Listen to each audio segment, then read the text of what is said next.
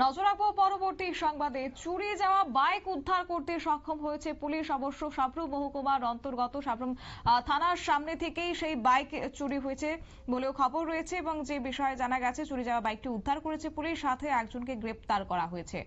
অবশ্য 12 মার্চ রাত আনুমানিক 9টা নাগাদ চালিতাছড়ি কেকই মগপাড়া থেকে চুরি হয় সেই বাইকটি, এবং সেই বাইকটিকে উদ্ধার করা হয়েছে। সাথে বাইক চোর রাহুল মগকে গ্রেপ্তার করেছেন সাবরুম থানার পুলিশ।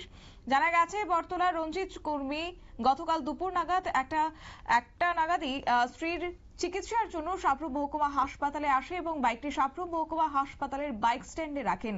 গতকাল দুপুর 2টো নাগাদ ফিরে এসে দেখতে পান বাইকটি সেই জায়গাতে নেই। অবশ্য বাইকের নম্বর TR08C6415 নম্বর, এবং পরবর্তীতে সাবরুম থানার পুলিশের কাছে খবর যায় এবং তারা মামলা হাতে নিয়ে তদন্ত করার পরে তা এসেছে সাফল্য এবং তারা বাইকটিকে উদ্ধার করেছে।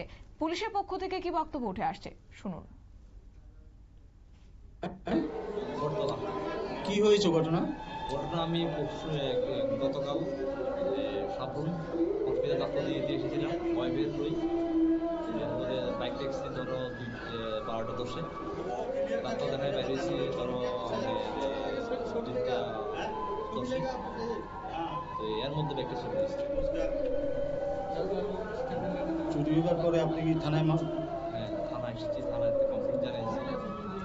এখন কি অবস্থা? এখন বাইকটা পাওয়া গেছে আজকে।